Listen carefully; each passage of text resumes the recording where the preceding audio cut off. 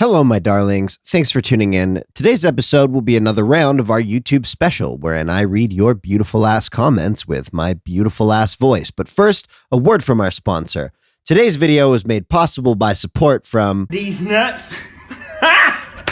Got him! Got him! Oh! Whoa! Whoa! On with the fucking show. D&D players, what's your, oh man, this will never happen again moment? Part 4, YouTube edition. The time my party ruined my plans by being lawful good. Context. Party was a group of low-level adventurers who lived in a city. An urgent quest came up to track down a thief who had stolen a dangerous artifact. The party joins the quest, and with some terrible luck, the thief rolled a nat 1 on stealth. The party cornered him. The thief made an offer to the party. He'd hand over the item and they'd let him go. The party agrees and he hands it over and books it. Now, the party don't know what this item can do, and normally a party would be curious and test it out. It was a ring of 3 wishes, and my intent was to have this backfire, horribly, to introduce a plot thread and teach the party some humility. Turns out they knew all the humility in the world because they handed it over to the authorities without a second thought. Wasted a whole potential storyline because everyone in the party are paladins at heart. Okay, here is my, oh man, this will never happen again moment. Me and my group were playing a low fantasy campaign in GURPS. My group were a human rogue, a human noble, and me, a dwarf fighter. We were making our way through a forest when we came to a clearing. The DM had us all make a perception check, but we all failed, so we didn't manage to spot a trap. So the trap triggered, and we were all now dangling in a net a few meters above the ground. The net was made out of metal, so we couldn't cut it. So our rogue had the glorious idea to have the net swing around to make it fall. Because of the swinging, the DM had him make a save to avoid getting sick. He rolls a critical miss and begins puking all over the group, and then promptly passes out. Now the noble had a disadvantage, which made him get sick easily by gross stuff, so he has to make a save. He rolls a critical miss, begins puking all over the group, and passes out.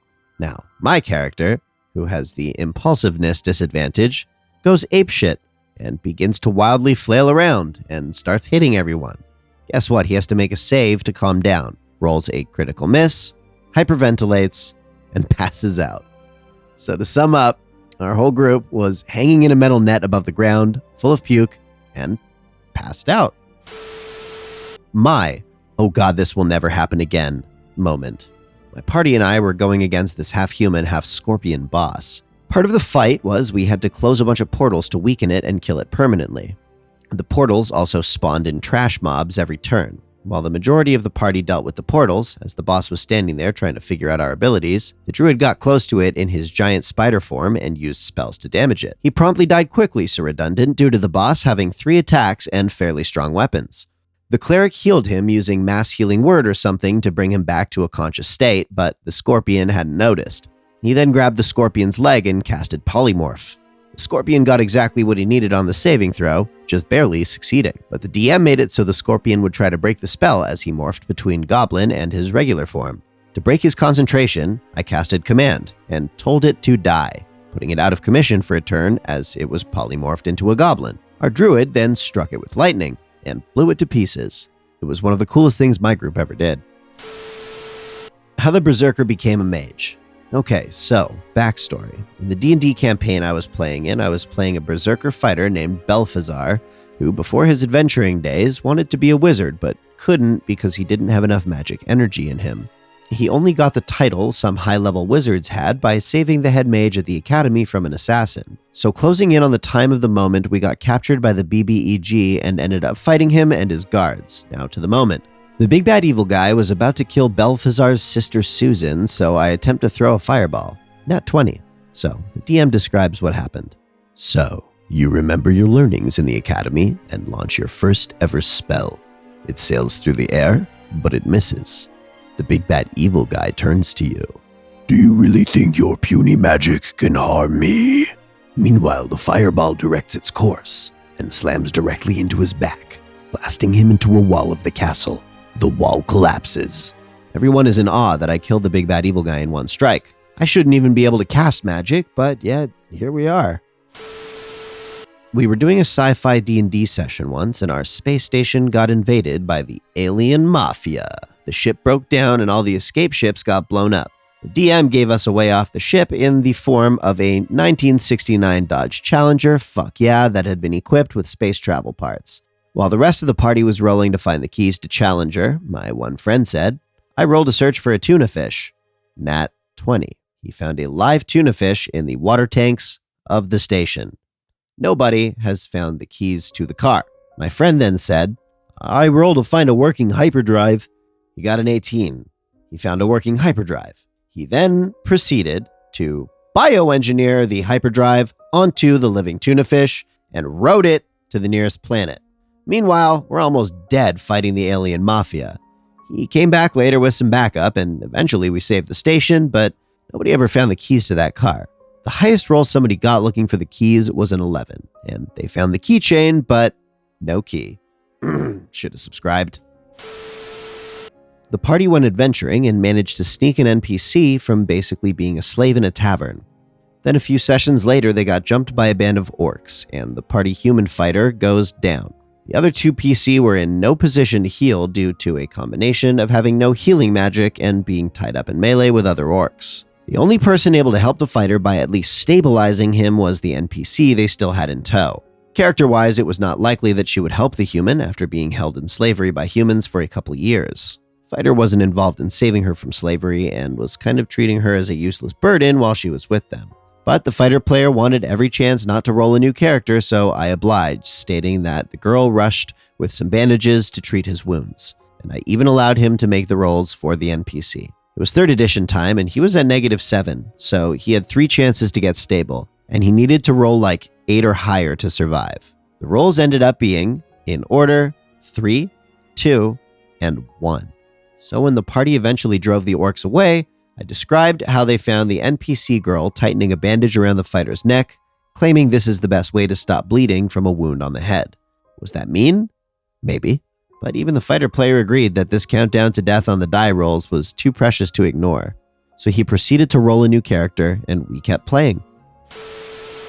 So I'm introducing my mom to D&D 5e.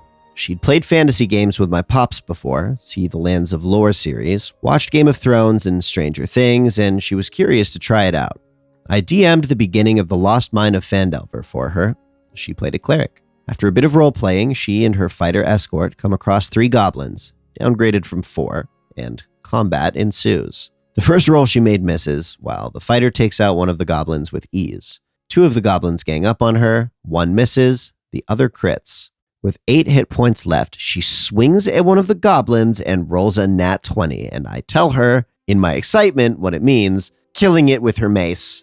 The fighter goes in for a stab at the distracted goblin, but misses. Shocked and wanting to book it, the goblin turns and stabs the fighter and tries to run.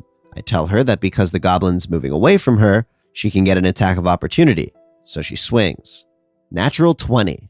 I have a wide grin on my face as I narrate the goblin's skull getting caved in by a sweet cleric. In the most sweetest and innocent voice that my 69-year-old mom makes, she chimes, "Why do I keep rolling 20s?" Both of us bust out into fits of laughter after that. A wild moment for me was when a powerful sorcerer froze time for 12 hours. We as PCs were able to move and do stuff, but our current objective, which was to mediate peace between a few kingdoms, turned into a pillage and loot as much as possible. The sorcerer froze time and spoke to us through the queen of one of the kingdoms while we had an audience with her, and set us on a new quest. You could say we rode that power high a bit too long, or maybe karma caught up to us because one of the secrets of the kingdoms was a special path we could walk that could imbue us with power if we walk it, but we take continuous radiant damage the longer we stay on it. Being that time was frozen and we just looted a bunch, we figured we would walk it. Ended in 2 swift player deaths. Ironic, since that would have been the 5th path and seemed easy, while we were initially most worried about the previously mentioned queen, and we had an audience with executing us. That was a wild session. So much fun.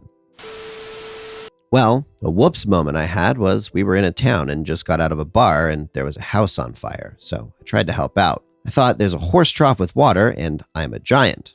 I'll grab it and throw it on the fire. I roll a nat 20. The dungeon master says I throw the water on and put out the fire, but I forgot that there were horses tied on. So the water put out the fire, but the 3 horses flew through the 2nd floor. Hello, you sexy fucking cupcake. Thanks for slinging your beautiful psychic tendrils in this direction and watching this here roller coaster ride to the end. As is tradition, if you're new here, please feel free to say hello in the comments.